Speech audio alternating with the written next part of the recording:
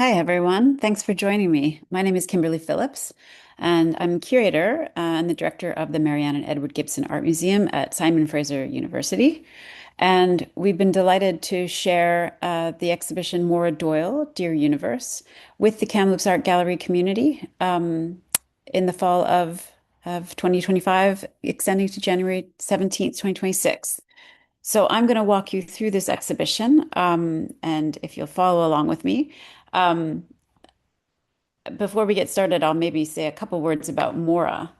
Maura Doyle is an artist who's living in the Eastern Ontario region of Ottawa and Gatineau. She's been active for over 20 years. And the thing I love about Maura most, perhaps, is the fact that she makes artwork about the conditions of her own life, which you'll see unfolding in a number of different ways as we walk through the exhibition. And I will say also that I am recording this exhibition tour from my own desk in my house in Musqueam territory down in Vancouver. And so you may hear a couple interruptions as we go along. My dog maybe will interject occasionally. We might hear some sounds from the alley outside my window. But anyway, those are also the conditions of my life. So maybe it's not so bad and in keeping with Maura's work. Okay, we're going to begin walking through the exhibition in the far room where we've installed some of Maura's earliest projects. And I will say that when Maura started practicing as an artist, a lot of her work was not really made for the context of the gallery itself. It was made to be shared and circulated through other means.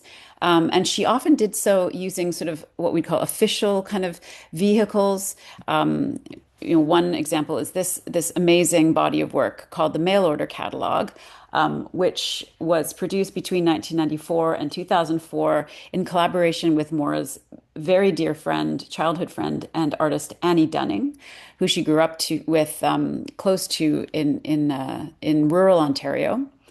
And the mail order catalog was something they both undertook before the internet was widespread. So this is a kind of very analog way of reaching people. And what they did was they would create order forms that you're seeing here. Here's an example of all kinds of tiny little miniature artworks that you could order with a form that you'd send back to the artist, and then they would in turn send you back small little objects in the mail. And the objects, here's a portion of the many, many hundreds of objects in this vitrine that you'll see. Some of them are a mustache, for example, which was like a mustache made of moss. There's a tiny like living room set that you could assemble yourself. There's tiny fabricated fake teeth, buttons, pins, etc. And all of these things are infused with a kind of humor and also an interest in of course, the miniature. So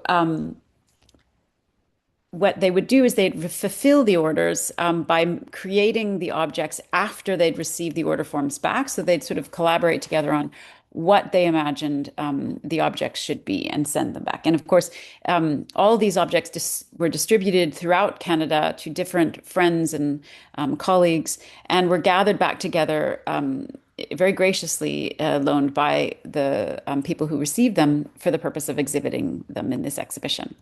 Here's another couple. Um, so you'll see that there's a really kind of a DIY, kind of do-it-yourself zine aesthetic that Maura employs. And yeah, let's see here. Another project that's just around the corner from this one is Maura's Gumball project. And this was completed in 1998. It was Maura's graduating artwork when she was completing her degree at Emily Carr Institute, now University of Art and Design in Vancouver. And this is an interesting project in that you can see Maura's interest and kind of being informed by conceptual art from the 1960s and 70s. Conceptual art was interested in approaching artwork not as a kind of object that you create and has value and that can be purchased and bought and commodified, but rather thinking about processes or ideas as art themselves. Maura is very interested in connecting, again, this is sort of pre-internet, connecting with larger corporations, and also seeing if she could complete a kind of absurd task. So her aim here was to create the world's largest gumball, and she solicited gum making companies for to send her donated gum. She solicited friends to help chew the gum. What you're seeing here is literally the gumball itself, which is many decades old now, a sheet on which she tallied the number of pieces of gum, a series of very dry kind of informational documentation of Maura working with her gumball chewing machine, which, as you see here, she fabricated. Here's a close up a little bit of the stinky old gumball. And she made a gumball chewing machine, which had a kind of electric beater motor in it and actually did work. And this was exhibited as her graduating project. And she jokes that it wasn't particularly well received by the faculty at her college. But again, what you're seeing here is Maura's interest in crafting things on her own with things that are close at hand, and sort of using kind of zany or logic-defying activities and taking them to the nth degree, like seeing how many gum pieces she could chew, how large the gumball would become. One thing that I love about Maura's work is her attention to scale. And we saw in the mail order catalog this attention to very tiny objects, miniaturizing things, which makes them accessible, which makes them portable, and also kind of makes them humorous. She also will do the opposite. She'll take very personal or unremarkable things, things that don't necessarily belong in the public realm, and she'll expand them or extend them into very large proportions. So what we're seeing in this image is across the room from where the mail order catalog vitrine is situated, you see a letter that she's handwritten to the universe, sort of asking the universe, imploring the universe for a little luck. It's something that you would imagine a young person writing in sort of desperation, scrawling it on a piece of paper and never intending to show it to anyone. But with Maura, she creates a very large scale letter and huge thumbtacks, which have been hand wrought out of ceramic to hold the letter in place. Another image that or work that plays with scale is situated right on the floor below the Dear Universe letter. And this is called Roll Up the Rim to Win. It's a sculpture that recreates a kind of enlarged facsimile of the kind of famous Tim Hortons coffee cup, where you'd roll the rim up to see if you'd won a car or whatnot.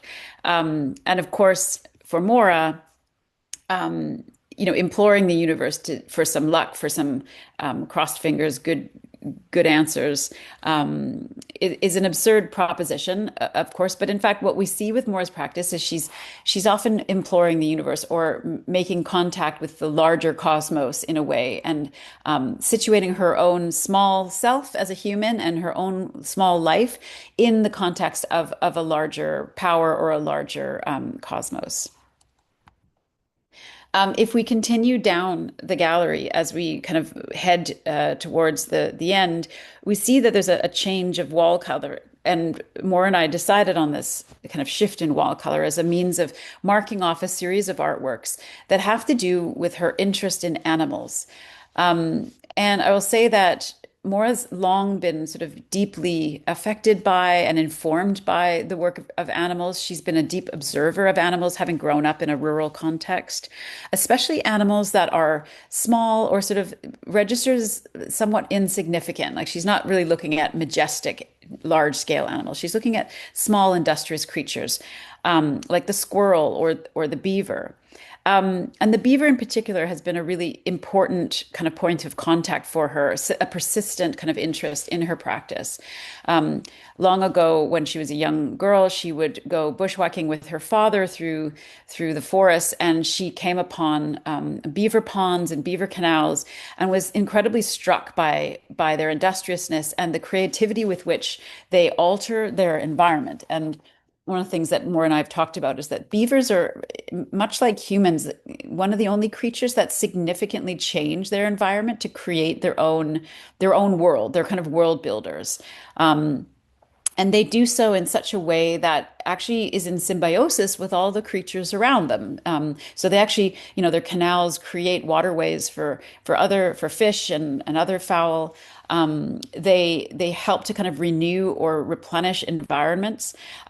They've also caused lots of problems for colonial explorers, which I think is amazing, and Maura really loves too. Anyway, so Maura's done a lot of research on beavers and has kind of produced a number of artworks through her years of research, which culminated in this book, which was first created, another version of it some 10 years ago, but has been expanded and re-released as Beaver Baffler, Architecture of a Universe. And this book is for sale in Kamloops Art Gallery shop.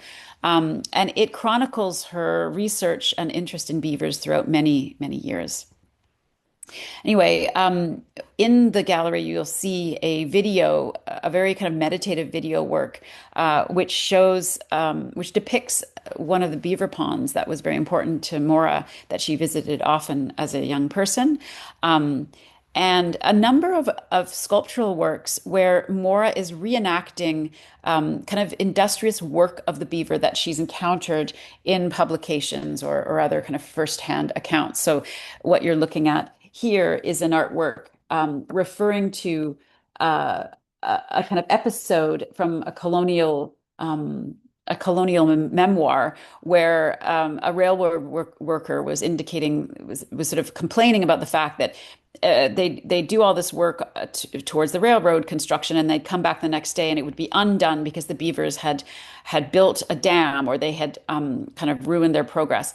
And they noted that even a lantern, which they had left on in the night to kind of help deter the beavers, to hopefully scare them away, had been completely covered with mud and sticks, and was still burning, but was kind of the beaver was unconcerned and had sort of incorporated it into its building.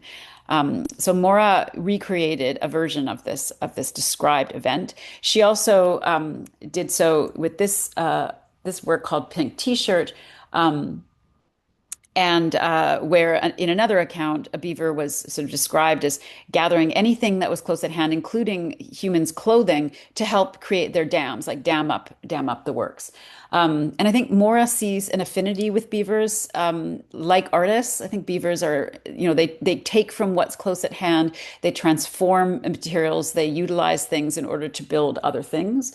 And so I think in some ways these works that are kind of homages to the industriousness and the creativity of beavers are also about human artists' own capacity to build and create from what's around them. One of these kind of following on from the Gumball project, another work involving or kind of informed by beavers is a project called Ferrying a Beaver Log Through the Panama Canal. And when Maura was a young mother with her tiny infant son, she took a log that she had kind of salvaged from this particular beaver pond that she would visit often, a log that had been gnawed by a beaver.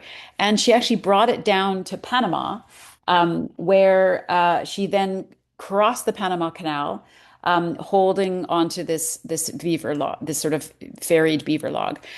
So what you see here is in the gallery is the log itself is sort of an artifact, and a series of ephemera that Maura gathered along in this trip. And the reason why this project was undertaken, I think, Maura was thinking about the way in which beavers build canals, they build things without massive destruction to those animals around them. The Panama Canal is an 80-kilometer channel that crosses the narrowest part of Panama, connecting the Pacific Ocean to the Atlantic. And when it was completed in 1914, it was, heralded as a kind of engineering marvel, and it shortened global shipping routes, of course. But it did so at the horrible cost of exploiting indigenous communities. A series of military assaults were part of it. Disease was spread, and it involved massive environmental destruction. So I think Maura is kind of meditating on the fact that how is it that beavers are able to create major engineering feats without this kind of horrendous environmental and social fallout, and that we have a lot to learn from the beaver. One other thing you'll note here, I'm just going to go back a slide, is that Maura enjoys employing sort of recognizable kind of indicators of museum display. Like you'll notice she enjoys making armatures for sculpture, putting things in vitrines, which lends a sort of like validation or elevation to these objects that are otherwise maybe not what you'd expect to find in a museum vitrine or on a plinth in a gallery. Just want to make that bit of a note. Here's another view as we're moving down through this kind of passage of the back kind of corridor of the gallery. And you'll see more works by Maura that have something to do with the beaver, a number of different ephemera, including small objects. She's crafted beaver chips and sketches of beaver lodges and beaver logs themselves. Okay, and then now what we're doing is we're moving in to the main gallery, and I've stopped here in front of a major project called Bone Dump, which was a work that Moore undertook as her first public art project. It was commissioned for Nuit Blanche, which is an annual kind of one night public art festival in Toronto. And this work that you're seeing, Bone Dump, which involves like several thousand hand crafted ceramic objects, was actually displayed on a street corner. I'm going to show you a close up here so you can see each of these ceramic bones was hand built by Maura. And she made this work when her son was very young. She was a single mother, and she was able to do this work kind of piecemeal, right? She could make a few bones at a time when she could grab the time to do so. And it's another example of Maura kind of undertaking a sort of zany and almost absurd task, like crafting thousands upon thousands of almost identical bones is a strange thing to do. But she's very interested in that sort of repetitive process and kind of durational kind of processes. I'm going to go backwards here so you can see also that it too is in some ways informed by the shape or the form, the architecture of the Beaver Lodge as well. And I think why I'm using this as a bit of a transition work, for me, it functions as this because it introduces the material of ceramic and stoneware to Maura's practice, which becomes very a persistent concern and a persistent medium for her. And with this work, I think she's thinking about the fact that the qualities of porcelain, which is the particular form of ceramic that she's using here, share a lot chemically with a chemistry of our bones, in fact. And both ceramics and bones are sort of the last things that are evidenced of our extantness on Earth, really. When archaeologists dig up long extinguished societies, they'll find bones and they'll find shards of pottery. So I think she's thinking about deep time here and loss and recuperation and memorialization all at the same time. Another kind of view of that close up here. Speaking of in memoriam, one of her earliest works in ceramic or stoneware is a project called Domestic Space-Time Travel, and it's a series of 64 objects displayed, as you can see, on this very long 13-foot long shelf in the wall of the gallery there. I'm going to give you a couple close-ups of this work. So Domestic Space-Time Travel was a work produced around the same time when Maura became a mom, and she was at home tending to the needs of her young son. And she didn't have a lot of space to be in a studio or leave the home. So she wanted to experiment with creating sculpture at a scale that she could manage in her kitchen while she was doing other work. So she started looking around her home and creating kind of rough facsimiles of objects that were part of her day-to-day world. And you can see a number of them here. They're marbles, a watch, a bottle of glue, a eraser, a bag of tortilla chips, a phone number ripped off of a piece of cardboard. All these things are fabricated out of clay, and they look clay. They don't look like the real thing, but they're gesturing towards it. much as Maura is interested or kind of informed by conceptual art, I could argue that this work is deeply informed by pop art, which is a movement in the 60s that looked to everyday popular culture for its material, for its matter, right? Think about Warhol and his soup cans. Um, so here she is recreating roughly, kind of pathetically, in quotation marks, if you like, a kind of version of the things that surround her in her home.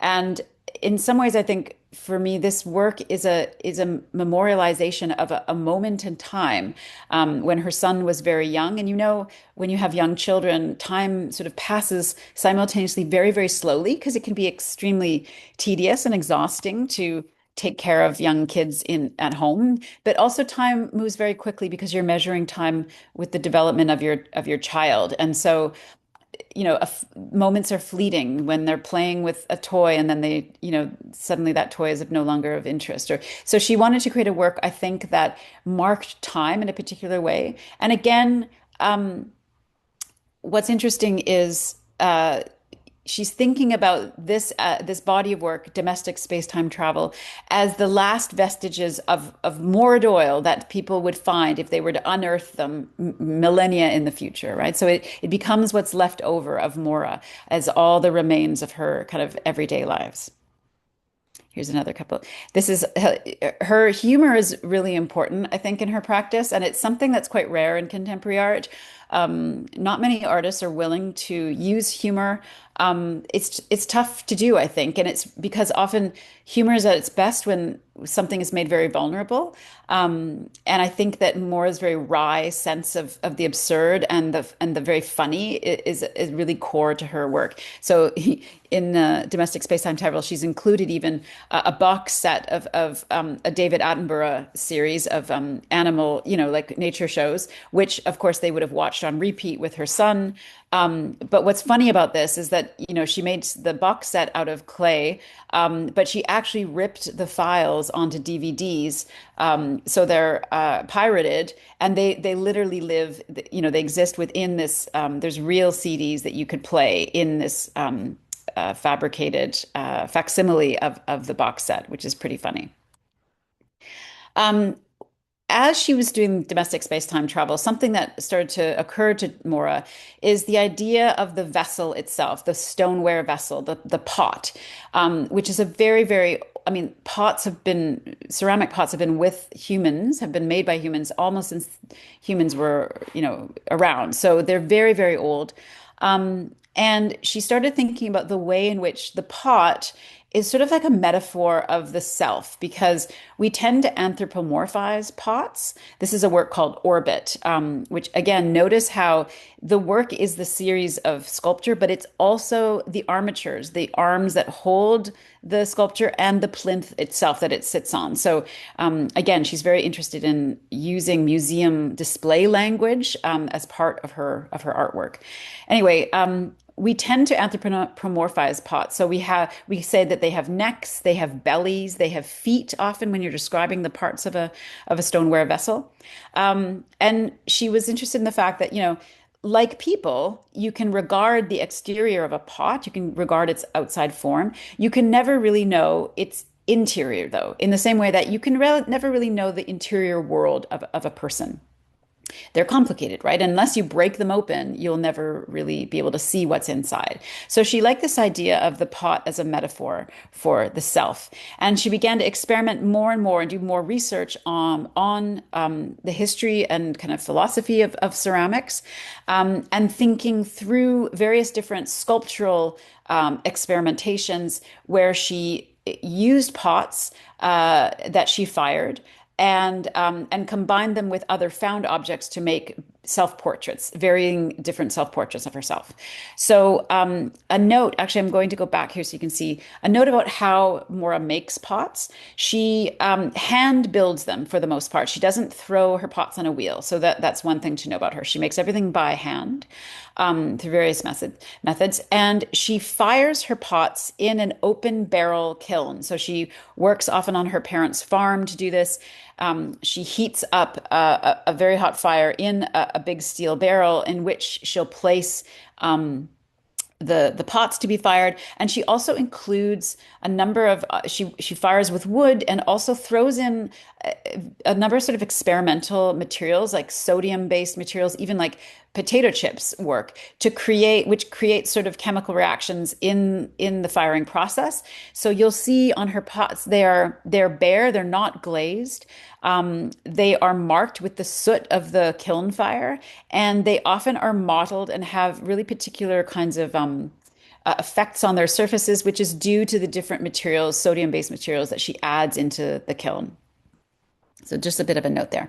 Anyway, I'm showing you a couple works, larger scale sculptural works that are made from including her pots, which sort of become the head of the sculpture. Of course, there's a long history of sculpture itself being related to the human body. So here, at least in Western culture, so here more as sort of doubling down on that, and the pot as a the head of a person, and then the body being made up of this found wood, and also let's see here, sorry. I'm not sure if you can see, but the backpack that has been sort of donned on the wood is one that Maura had as a young girl that her mother made for her.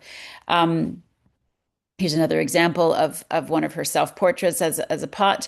And you see how, it becomes a kind of reclined person. But this pot actually has a large crack up here in the handle, and a hole.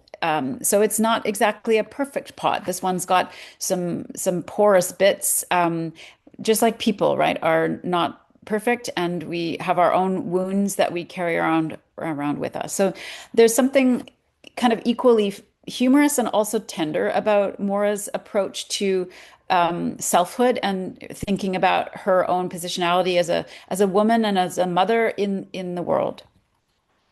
We also included these two works in this exhibition, which are pot silhouettes, they're called, part of Maura's research. And she does extensive research, kind of material research and academic research on the materials and object forms that she's interested in. So she went to a series of very famous museums and looked at renowned historic pottery collections. And if you study pottery in textbooks, you'll see that oftentimes the shapes of famous pots are represented in a kind of black silhouette. So you can recognize their shape. But what Maura's done is she took photographs of these famous pots. These are Andean pots, actually, from South America. But she did so at an angle that they become unrecognizable, right? You can't really tell what they are. And then she's recreated these sort of the silhouettes of these pots, of these photographed images, in black gouache. So that's a very highly pigmented paint on paper. So they become these kind of deep, dark kind of pools. And what's interesting is if you stand in front of these images, you see only yourself because you're seeing a reflection in the glass. And so while we cannot kind of discern the pot itself, just like you can't know the interior of a human, all you're seeing projected back at you really is your own self. So it's a kind of beautiful meditation on the selfhood. Here's a couple of close-ups of these two works. On the left is called Mr. Walnut, and on the right is Mr. Freeze. And there you can see they're involving found objects. On the left, you'll see a fork that has been even dug out of like a garbage dump that Maura used to play in on her parents' property as a young girl. So again, drawing things out of the past, using salvaged or found objects, combining them with hand-thrown pots to create kind of meditations on the self. Maura's done a number of works where she's collaborated with her own son, which are really wonderful. And here's a further sort of set of explorations around the nature of the pot. And these works, again, painted in gouache, so they're highly pigmented on paper. There's a real material kind of feel to them. So her own son, Elliot, she asked him to paint colorful sort of images, and then those became the one of the layers of these multi-layered cut paper works.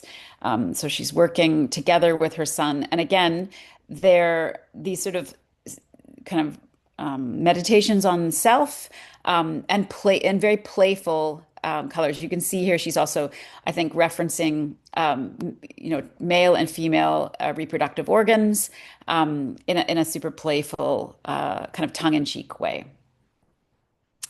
Another work, which again, one thing that's interesting about Maura is that she often looks at her pots. She will refer to her pots as paintings, and she refers to her drawings or her paintings as sculpture. And here she's combined the two.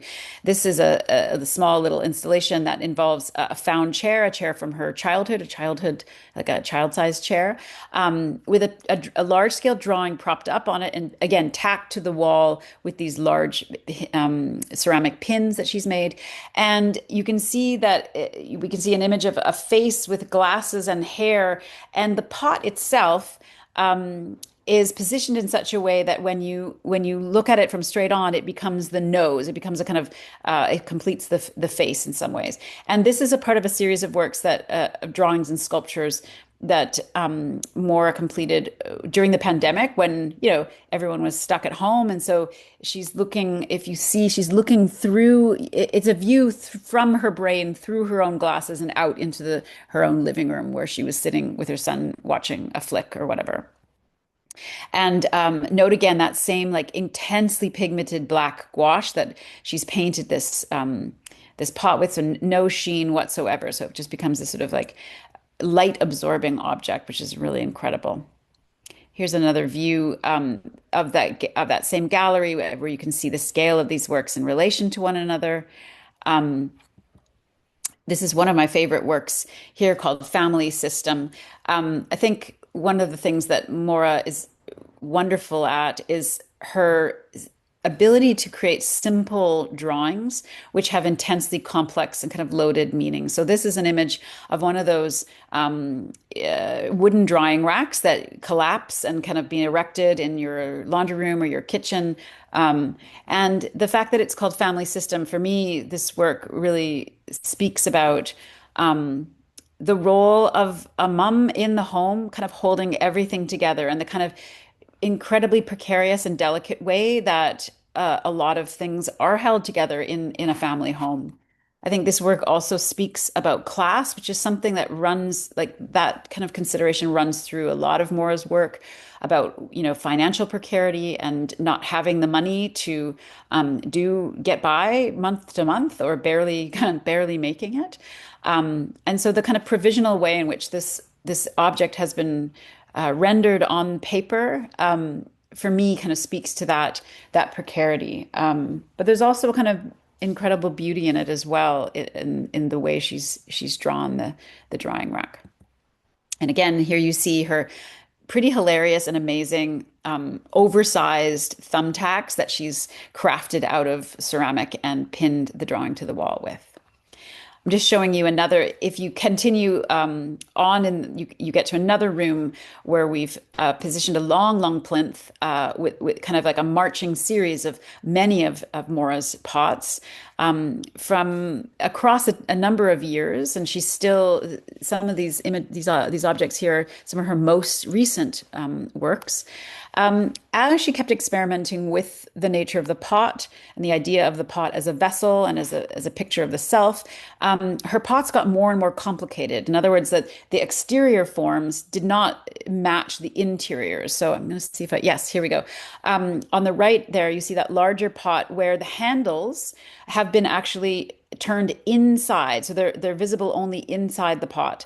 And each of these objects has a complicated and different interior than what you'd imagine. So some of them have double walls, some of them have strange sort of extrusions, etc.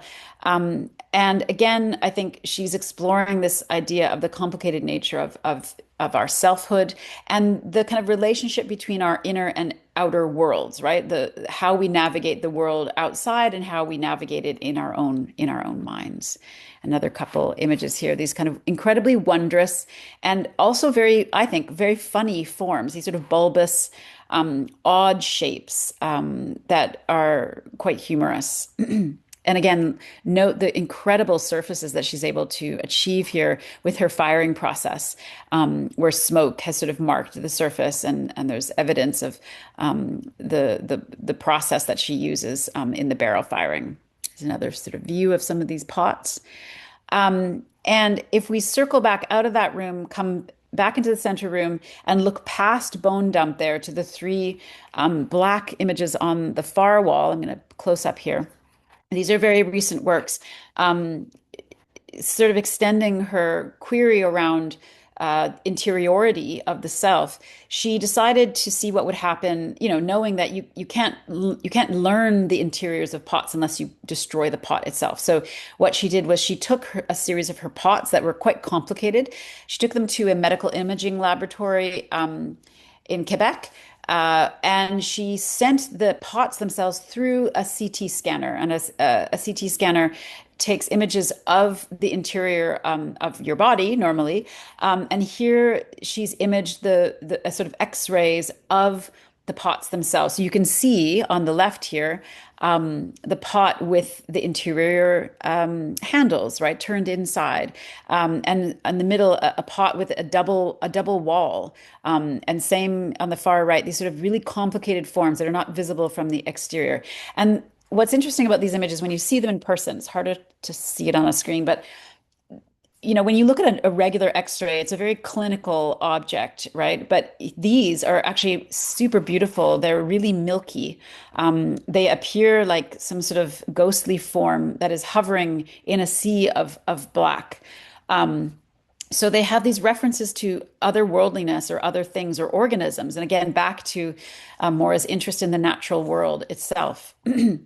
And if you turn to the right from where you're reviewing these images, you'll see a video projection, and it's a very short loop of all of the series of a series of stills of cuts through the CT scanner, imaging the pot. So it runs through a sequence of forms. So the pot morphs and kind of appears and disappears in front of you like a ghost. It's incredibly beautiful. I'm going to bring you back to sort of the entrance of the exhibition here with a work that kind of heads back to one of her earliest concerns, but also kind of goes full circle and maybe to the title of the show, Dear Universe, as well. What you're seeing is a large scale version of a drawing called Flowchart for Chips, and above it is dangling a number of actual chips. This is part of a project Maura did where she solicited empty chip bags from friends, and she did so saying, "Oh, if you give me an empty chip bag, I'll give you a poster that she'd made." This is part of another absurdist project where she was trying to see if she could amass enough empty chip bags to rent a helicopter and dump them into the Sky Dome in Toronto, thinking about mass culture and mass consumption and things like this. Obviously, it's a conceptual kind of proposition, not a project she undertook. Anyway, in all her thinking about chips, Maura loves chips. She likes eating them. I'm going to do a close up here that you can maybe see a bit better. And again, this is pre-internet, in fact.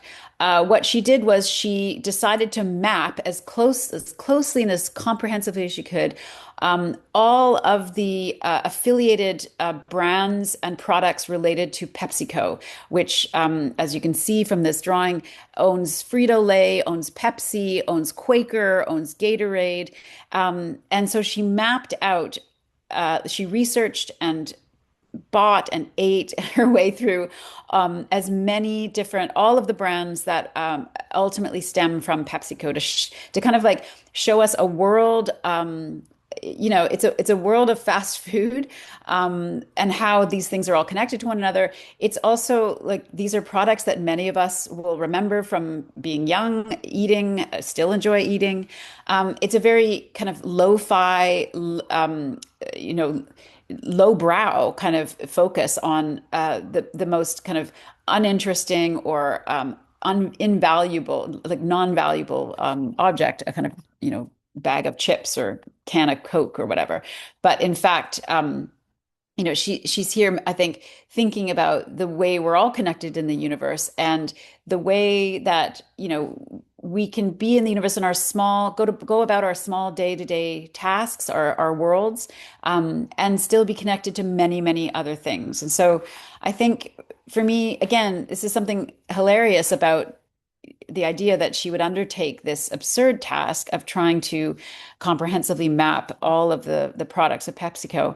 And it's also a kind of disarming one. It's one that brings contemporary art or a kind of artistic practice down to the level of the literally of the everyday and of something that everybody enjoys and creates. So I think for me, this is one of the reasons why Maura is a remarkable artist. I think that her attention to DIY culture, her attention to materials, to lowbrow materials, to thinking about her own life, the conditions of her life as a mom, her interest in exploring our worlds and how we move through the world and our affinity to animals, how we could learn from animals. All of these things, I think, make her quite a remarkable artist. And I hope you enjoyed this little kind of entry point into her project.